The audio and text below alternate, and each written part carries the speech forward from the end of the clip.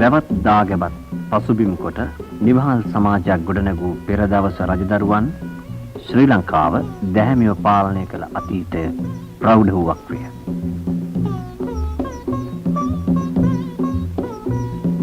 අලුත් වෙළඳපොළක් සොයා පැමිණි විදේශීන් ගිරිසම් කඩ එලා ගැනීමට අවසර ඉල්ලා ඒ මත පෙළපදියම් වුණා.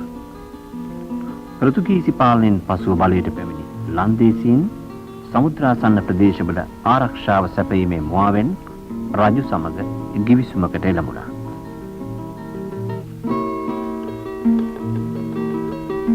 අනතුරුව පැමිණි ඉංග්‍රීසීන් වර්ෂ 1802 දී එම ප්‍රදේශ ඉංග්‍රීසි කිරීටයට යටත් රාජ්‍යයක් බවට පත්කොට ගත්තා.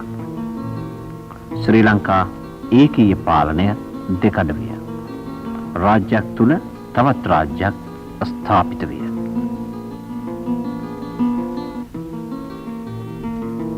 තනිව දුර්වල වූ කන්ද උඩ රට රජු සමග ඇති වූ අසමගිකම් ඉංග්‍රීසීන්ට රාජ්‍ය බලය පැහැර ගැනීමට කළ ආරාධනයක් බඳු. ආරාධිතයා ස්වාමියා බවට පත්විය. 1815 මාර්තු මාස 2 වැනි දින සිය කැමැත්තෙන්ම ගිවිසුමක් මගින් එංගලන්තයේ මහරජ ශ්‍රී ලංකාවේ රජු බවට පත්කොට ගන්නා ලදී.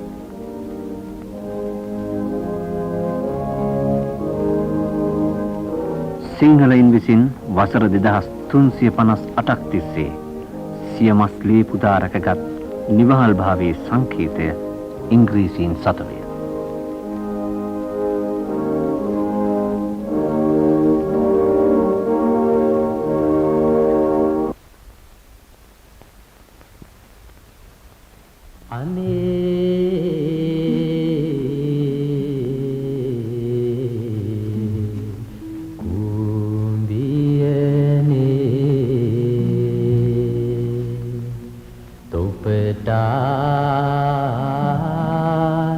රජෙක් නැත්තේ මොකද කරන්නේ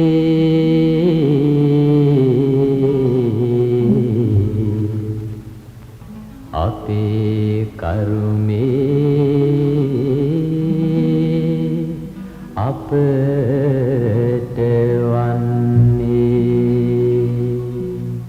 රජෙක් ලැබුණෝතින් එදා කිරිබත් කන්නම් පෙරහැර කරන්නම් සාදු නාදෙන් ගිගුම්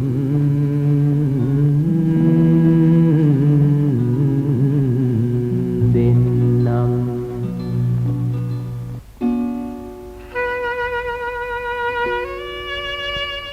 පාරිශුද්ධ සංස්කෘතික උරුමයන් පමණක් නොව එය සංකේතවත් කළ ප්‍රතිරූපයන්ද මහා රූස්ස වනපෙතට යට වී ගියහ. වේගවිතනින් දිවි පෙවෙත ගත කළ ලංකාවාසීන් වතු ආර්ථිකය මත සැකසුණු බැවිලි කර්මාන්තයකට පමණක් නොව අසාධාරණ බදු බරින් මිරිකුණු ජීවන ක්‍රමයකට යටත් කරනු ලැබුවා. ඔවුහු සිය රාජධානිය අතහැර සීසී කඩව විසිරී ගියා.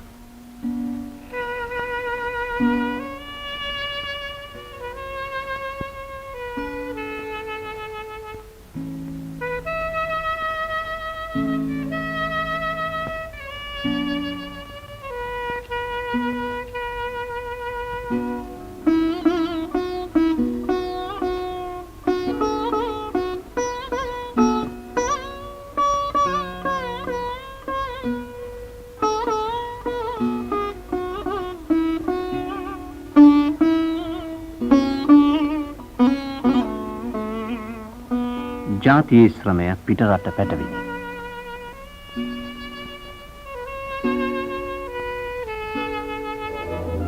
පර සතුරන්ට එරෙහිව ජාති මමත්වය බුරබුරා නැගුණු රළපතර සේවිය. ගිලිහි ගිය බලය යලි ලබා ගැනීමේ අදිටනින් මෙල වූ නිදහස් සටන 1818 දී වීර කැප්පෙට්ටි පළාතින් පුපුරා හැලිනි. රට තුල යුද්ධ නීතිය පවා ප්‍රකාශයට පත්විය. යලිත් 1848 දී පුරන්නප්පු ගොන්ගාලේකුඩ බණ්ඩා කුඩාපොළ හිමි සිය දිවි පුදා ජාතික සටන පණ ගැන්වුවා.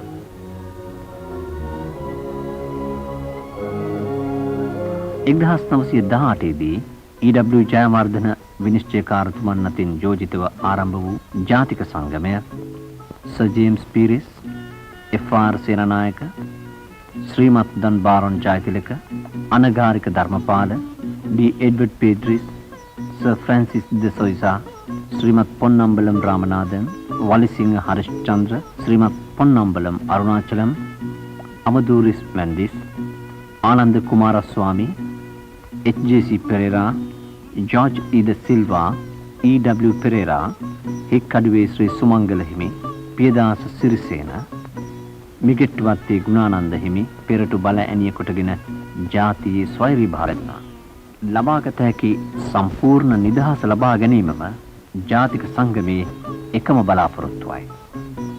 අපට අවශ්‍ය වන්නේ බ්‍රිතාන්‍යයට සමාන වූ පූර්ණ වූ නිදහසක් මිස කිසිම ආකාරයකින් යටත් භාවයක් නොවේ.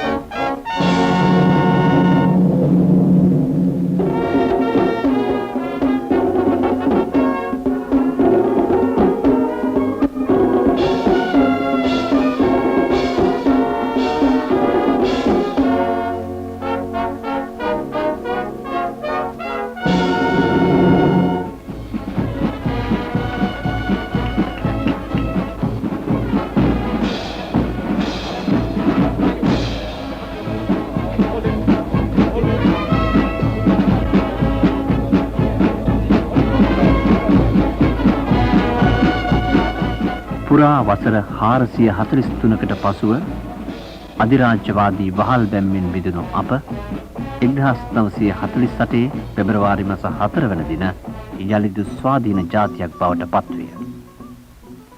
අවුරුදු 400 ගාණක් අපේ උරුමේ නැති වෙලා තිබුණාට මොකද? අපේ උරුමේ ආයෙත් ලැබිලා තියෙන නිසා ඒ උරුමේ සම්පූර්ණ ප්‍රයෝජනෙ ගන්නට නම් තමුන්නාන්සලා සියලු දෙනාගම වීරියෙන් මේ තරම් ප්‍රයෝජනයක් ඇතුණයි කියලා හිතන් පිටා ගන්නවා නම්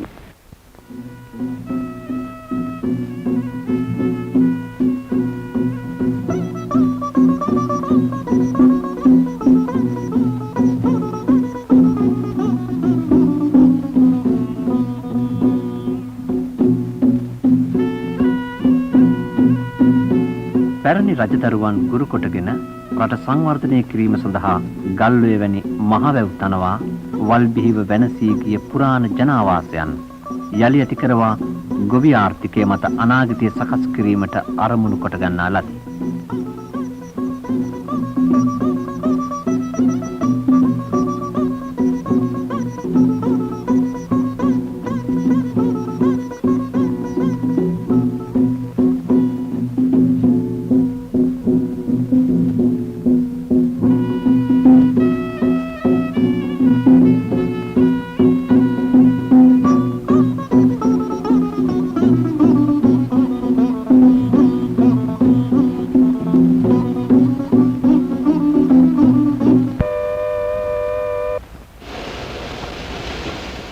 පසු කාලීනව රට කාර්මික විය යුතු බවට අදහස් පළ කළ අය බලවත් වූහ.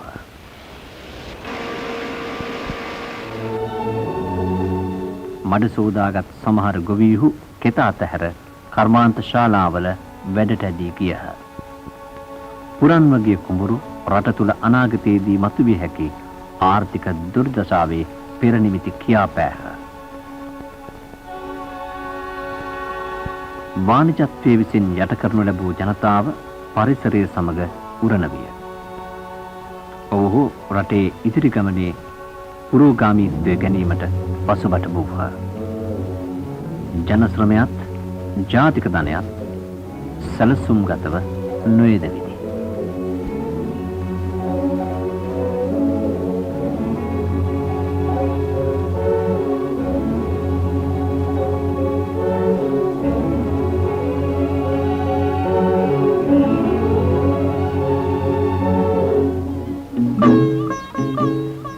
නිවහල් නිදහස් දැහැමි සිතුවිලි වලින් පිරිපුන් ජනතාව නව ආලෝකයක් පැතූහ.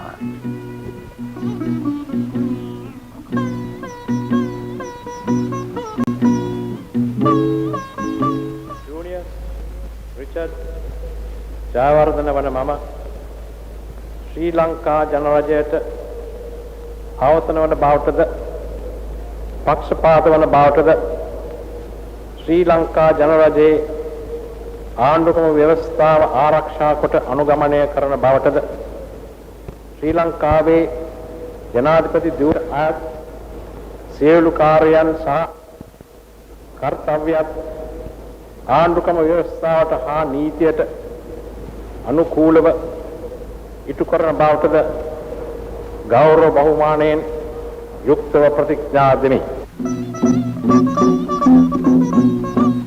පැරණි රජදරුවන්ගේ පිය සටහන් අනුව යමින් ඒ ප්‍රෞಢ වූ දැහැමි සමාජයේ ගොඩනැංවීමේ කාර්යය යලි ආරම්භිනේ.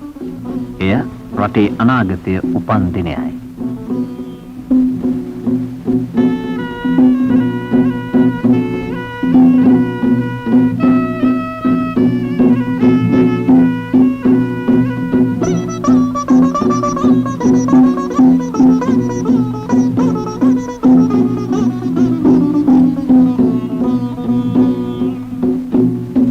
ලොවේ ජාතීන් අතර සාමය ඇති කළ ඒ ඓතිහාසික පුරුද්ද අනුව ජාතික සමගිය ඇති කිරීම සඳහා කටයුතු යෙදිනේ. වසර 30කින් නිම කිරීමට යෝජිතව තිබූ මහවැලි යෝජනා ක්‍රමය සැලසුම් කළ කඩිනම් වැඩපිළිවෙලක් යටතේ 6 අවුරුද්දකින් නිම කිරීම සඳහා කටයුතු යොදා ඇත.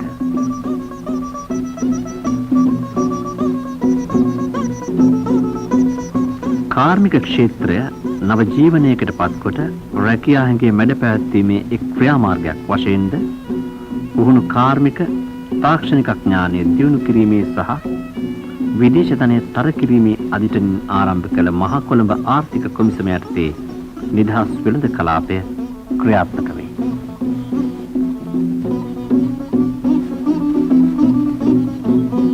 මහා කොළඹ සංවර්ධන යෝජනා ක්‍රමයේද ක්‍රියාත්මක වන සංවර්ධන යෝජනා ක්‍රම අතුරෙන් එකක්.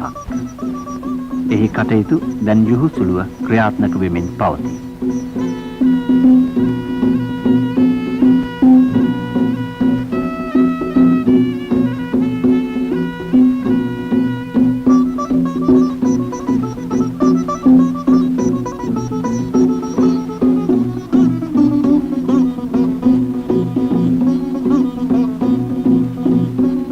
නගර ප්‍රදේශ සංවර්ධන යෝජනා ක්‍රමය සහ හම්බන්තොට මාතර කුරුණෑගල දිසාපත ග්‍රාමීය සංවර්ධන යෝජනා ක්‍රමයන්ද සැලසුම්ගතව ඇති ක්‍රියාත්මක සංවර්ධන කාර්යයන් වේ.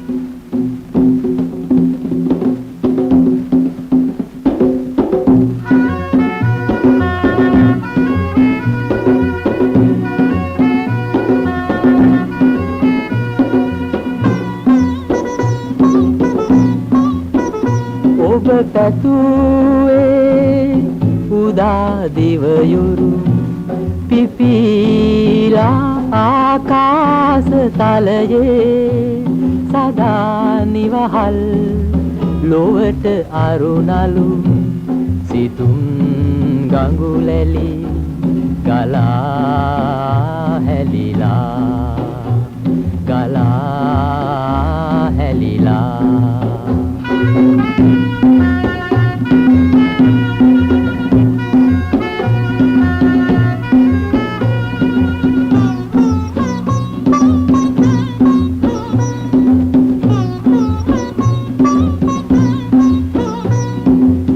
දහස් සුවහස් සුවඳ විහිදෙන කැකුළු මල් දස අතම පිපිලා ඔබේ පෙර මඟ සරසවාලයි ඔබේ පෙර මඟ සරසවාලයි හෙටක් උපදින දිනක පුතුනේ හෙටක් උපදින දිනක පුතුනේ